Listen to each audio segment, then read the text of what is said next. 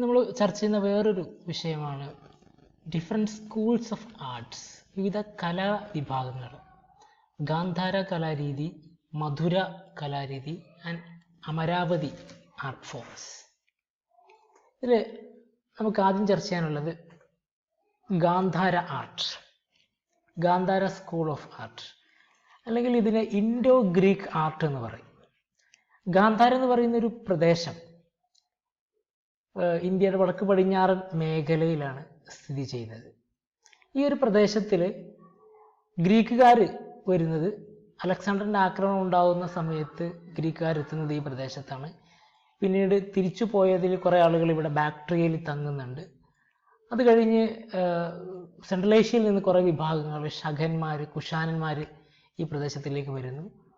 ഇവിടെ മൗര്യൻ കാലഘട്ടത്തിൽ ഒരു പ്രധാനപ്പെട്ട കേന്ദ്രമായിരുന്നു.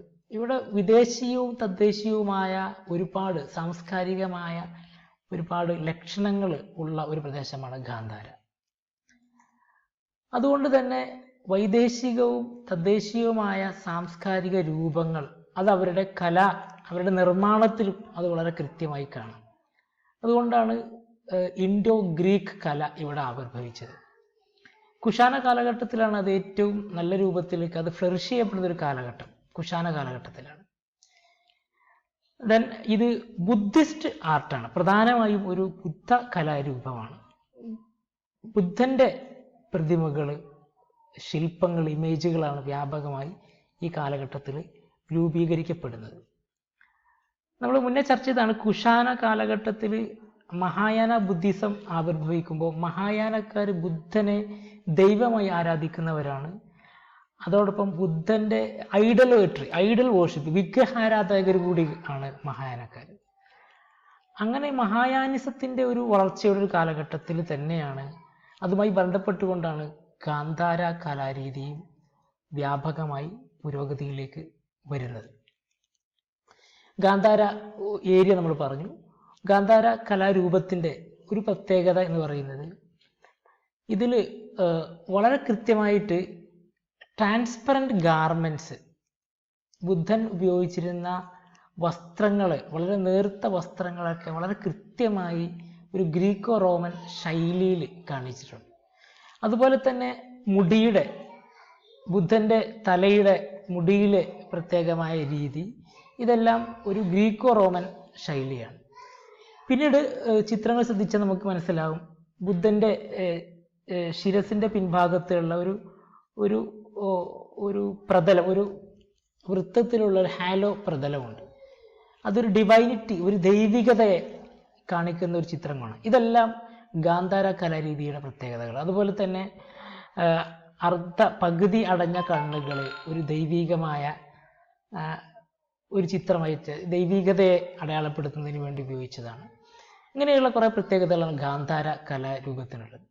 ഇത് ഇന്ത്യൻ കലയുടെയും ഗ്രീക്ക് കലയുടെയും മിശ്രിത രൂപമാണ് ഗാന്ധാര.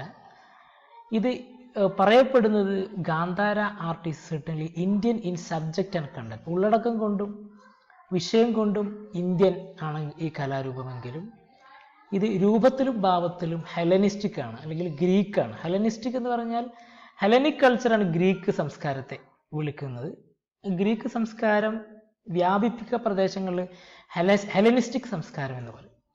ഹെലനിസ്റ്റിക് സംസ്കാരത്തിൻ്റെയും ഇന്ത്യൻ സംസ്കാരത്തിൻ്റെയും ഇന്ത്യൻ കലാരൂപത്തിൻ്റെയും പ്രത്യേകതകൾ ഒരുമിച്ചുള്ള ഒരു കലാരൂപമാണ് ഗാന്ധാര കല.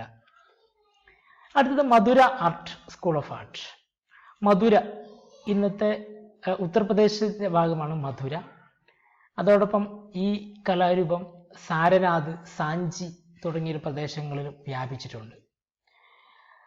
2nd സെഞ്ച്വറി BC മുതൽ AD 1st സെഞ്ച്വറി വരെയുള്ള ഒരു കാലഘട്ടത്തിൽ വ്യാപകമായി നിലനിന്നിരുന്ന ഒരു കലാരൂപമാണ് മധുര കലാരൂപം.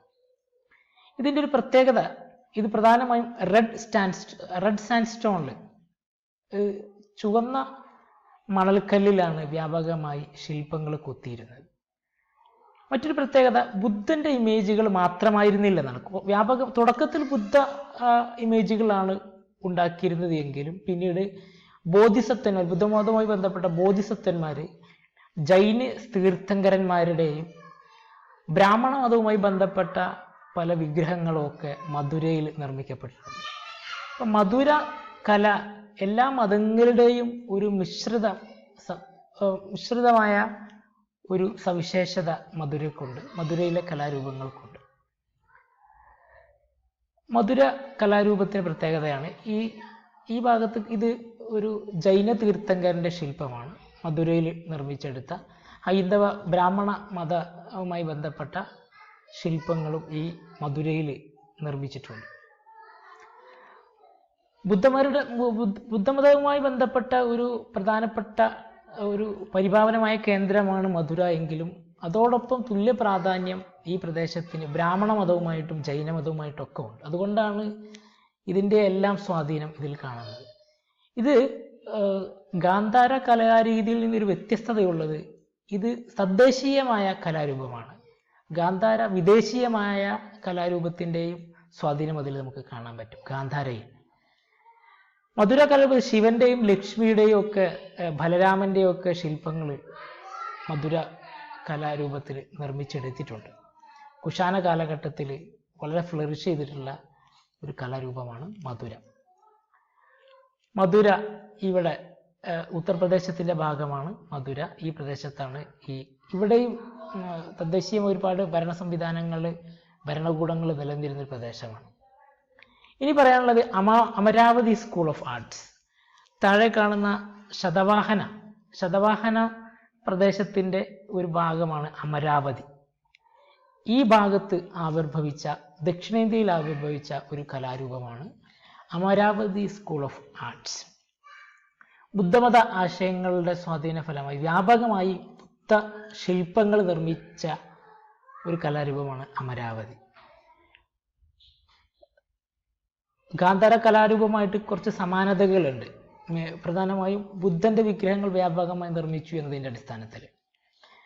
ഇത് രക്ഷാധികാരിത്വം നൽകിയിരുന്നത് ശതവാഹനന്മാരും ഇക്ഷാകൂസുമായിരുന്നു. അതോടൊപ്പം കുറെ കച്ചവടക്കാർ ഉദ്യോഗസ്ഥരൊക്കെ ഈ കലാരൂപത്തിന് രക്ഷാധികാരിത്വം നൽകിയിട്ടുണ്ട്. നാഗാർജുനക്കൊണ്ട, അമരാവതിക്ക് പുറമെ നാഗാർജുനക്കൊണ്ട, ജഗ്ഗയ്യപേട്ട തുടങ്ങിയ പ്രദേശങ്ങളെല്ലാം ഈ അമരാവതി സ്റ്റൈൽ ഓഫ് ആർട്ട് വ്യാപിച്ചിട്ടുള്ള പ്രദേശങ്ങളാണ്. ഇതിൻ്റെ ഏറ്റവും നല്ലൊരു കാലഘട്ടം എന്ന് പറയുന്നത് BC 150 മുതൽ AD 150 വരെയുള്ള ഒരു കാലഘട്ടമാണ്. AD 350 വരെയൊക്കെ നിലനിന്നിട്ടുണ്ട് എങ്കിലും അതിൻ്റെ ഒരു 3 നൂറ്റാണ്ടുകളാണ് ഇതിൻ്റെ ഏറ്റവും നല്ല ഒരു കാലഘട്ടം എന്ന് പറയുന്നത്. കോളമെല്ലാം പൂർണ്ണമായിട്ടും ഇന്ത്യൻ ശൈലിയിലുള്ള തൂണുകളൊക്കെയാണ് ഇവിടെ നിർമ്മിച്ചെടുത്തത്. ബുദ്ധന്റെ ശില്പങ്ങളാണ് വ്യാപകമായി ഇവിടെ നിർമ്മിച്ചെടുത്തിട്ടുണ്ടായിരുന്നത്. അമരാവതിയുടെ ഒരു സ്പെസിമെനാണ് ബുദ്ധമതവുമായി ബന്ധപ്പെട്ട ഒരു ശില്പമാണിത്. അപ്പൊ ഗാന്ധാരയിൽ ബുദ്ധനെ ഒരു ഗുരുവായിട്ട് അല്ലെങ്കിൽ ഒരു ദൈവികമായ രൂപമായിട്ടാണ് ചിത്രീകരിച്ചത് എങ്കിൽ മധുരയിലേക്ക് വരുമ്പോൾ യോഗി പോസ്റ്ററിൽ, സിറ്റിംഗ് പോസ്റ്ററിലുള്ള ബുദ്ധനെ വ്യാപകമായി നിർമ്മിച്ചെടുത്തിട്ടുണ്ട്. അമരാവതിയിലേക്ക് ഒരു ബുദ്ധ സന്യാസിയായിട്ടുള്ള ബുദ്ധനെയാണ് അമരാവതി കലാരൂപത്തിൽ സൃഷ്ടിച്ചെടുത്തത്. ഇതിൻ്റെ പ്രത്യേകതകളെല്ലാം ഒരു കമ്പയർ ചെയ്യുന്ന ഒരു സ്ലൈഡാണ്. ഡീറ്റെയിൽ ആയിട്ട് നോക്കുക. നമ്മൾ മുന്നേ പറഞ്ഞിട്ടുള്ള എല്ലാ വിശദാംശങ്ങളും ഇതിനകത്തുണ്ട്. ഈ ചിത്രങ്ങളിൽ ഇതിൻ്റെ വ്യത്യാസങ്ങൾ നമുക്ക് കാണാൻ പറ്റും. ഗാന്ധാര, ആദ്യത്തെ ഒരു ഭാഗം ഗാന്ധാരയാണ്. മധുര, അമരാവതി, ഇത്രയുള്ള കാര്യങ്ങളാണ് ഇതിനകത്ത് പറയാനുള്ളത്. എന്തെങ്കിലും സംശയങ്ങളുണ്ടെങ്കിൽ ചോദിക്കുക.